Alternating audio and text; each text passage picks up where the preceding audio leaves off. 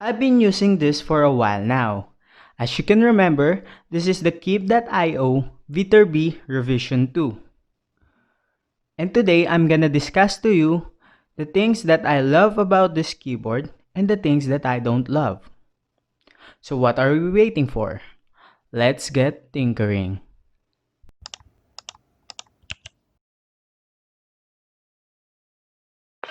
In my opinion, this is a great keyboard.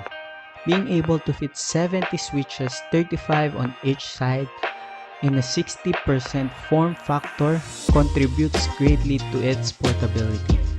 Being a split keyboard makes it one of the most portable 65% keyboard.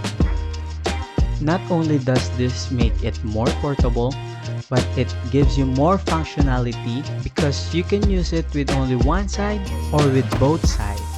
I've even programmed it to become a numpad when I needed one. The split functionality makes the keyboard adjust to your most preferred position when typing. The ortholinear layout may be new to you, but you can easily adjust to it after a while of using this keyboard. And since it is ortholinear, your fingers could easily navigate throughout the whole board. Because it is fully programmable, I have programmed this keyboard to cater my needs. Now let's check out the Keymap.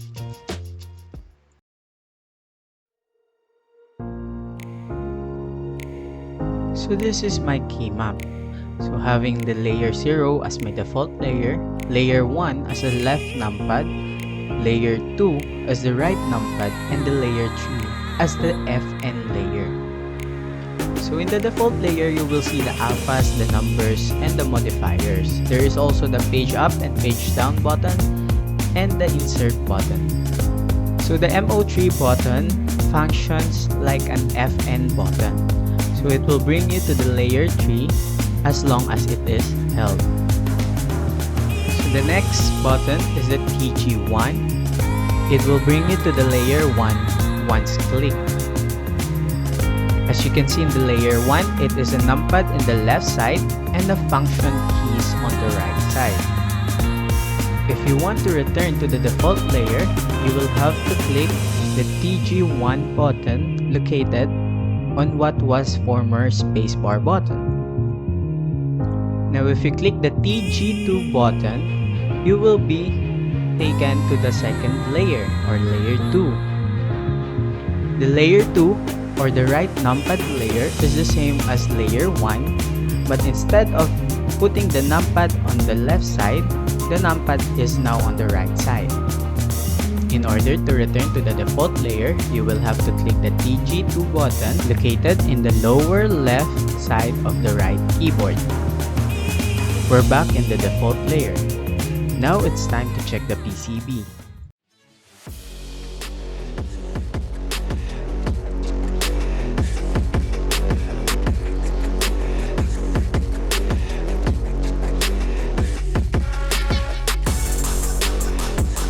So this is the right side of the keyboard. As you can see, this is the Arduino Pro Micro, which is removable, the reset button, the TRRS jack, and the RGB expansion pin. You could see the resistor for the onboard LEDs and the diode for the switches. If you look at the switches, it is 5-pin compatible and up switch compatible. On the other side, you could see this one.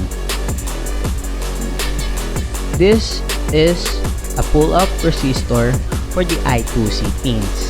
So the I2C pins used by this Arduino to communicate to the other Arduino via the TRS jack.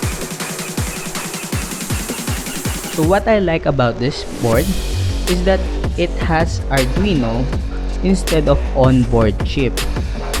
Why? Well, if you buy a pre-made keyboard, there will be an onboard chip. So if you destroy the onboard chip, then you will not be able to repair it, or it will be hard to repair it, and the parts will not be readily available. So here, if you destroy this Arduino, you could easily buy it for like 150 pesos to 200 pesos here in the Philippines, or roughly $3 to $4.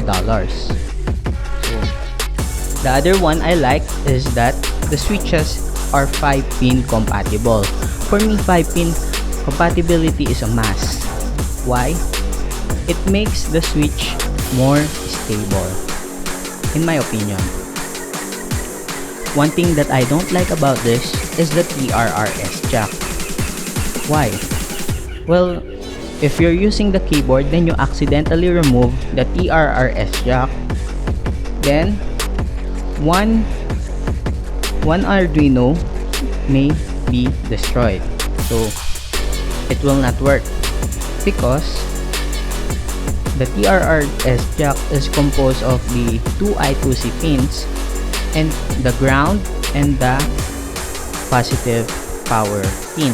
One wrong move and it could damage or destroy your Arduino. So they could have just used RJ11 instead, so that you could easily remove it, and even if you accidentally remove it, you would not risk your Arduino.